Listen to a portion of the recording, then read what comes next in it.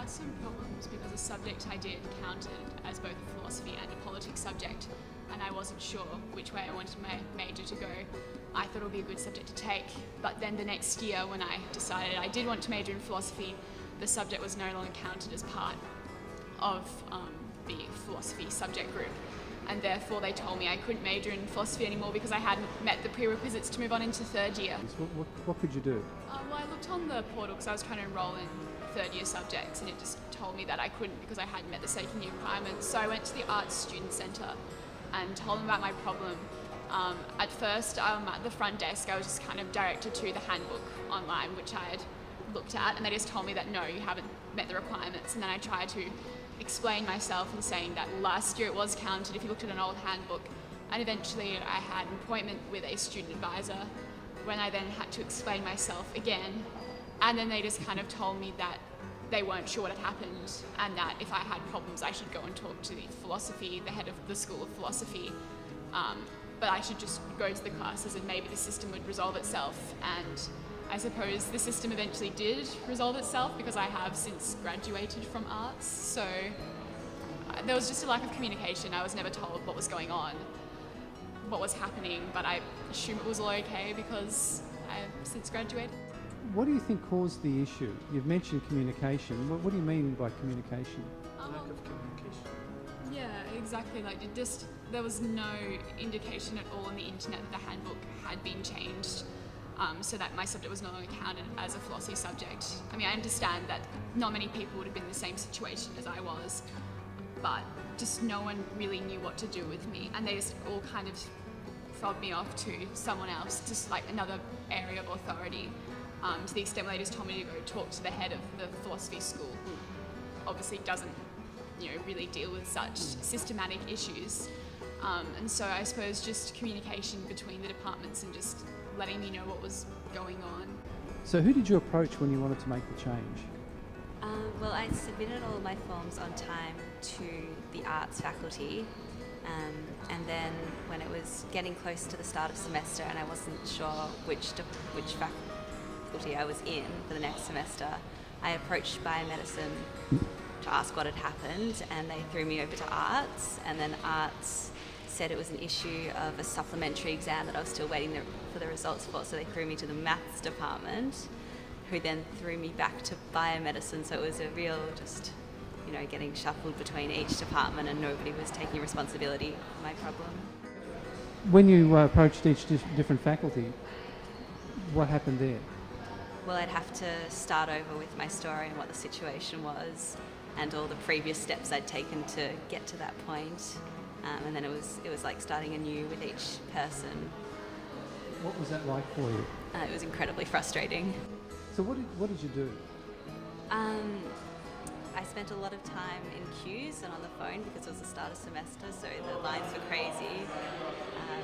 But aside from that, I think towards the end, I told a person in biomedicine that I was their responsibility and I needed this to be resolved because semester had already started at that point. And then that person took a few days to sort things out, and finally my problem was resolved and I got my transfer to biomedicine, to arts. So what do you think caused the issue that meant you're having to run around so much? I think a lack of each department taking responsibility for the problem, in addition to a complete lack of communication between the faculties. So what do you think is required to avoid the problem, someone else going through the same problem again in the future? I think that if there was better communication between the departments, then I wouldn't be required to start over at each point, or if somebody just initially had taken responsibility for my problem and followed it up themselves, it wouldn't have been such a big issue. Do you think if there was a system where each staff member you spoke to was able to record some notes about your situation, and that when the next staff member picked up that case, maybe in another faculty, that they could actually see what had actually happened before, would that have helped in this situation? Yeah, I think that'd definitely be very helpful. Can you tell us a little bit about why you had to make the changes? Yes, I got sick, and as a consequence, I applied for a sick leave. But as an international student, that means that you also have to extend your visa and your submission date. So what happened after you applied for sick leave? Well, my status was never updated, so my scholarship was cancelled, and immigration was also asking what was happening because they couldn't see my status as updated, so they thought I was living with another visa. And well, I had to go to the School of Culture and Communication to start resolving this issue. What did you do after that to try and resolve the issue? They sent me to the graduate school. The graduate school sent me to International Student Services, and then at the same time I had to resolve the scholarship issue, which was with the scholarship, and the visa issue, which was again with International Student Services. Right. So is the issue resolved now? Kind of. My status has been updated. After 6 weeks, it was updated. It took them that long time, so things are getting better. How long would you estimate it's taken? About 6-7 weeks from the moment I apply until they actually updated my status. Good. There is a lack of communication between, in my case, the School of Culture and Communication, the graduate school, the Faculty of Arts, International Student Services.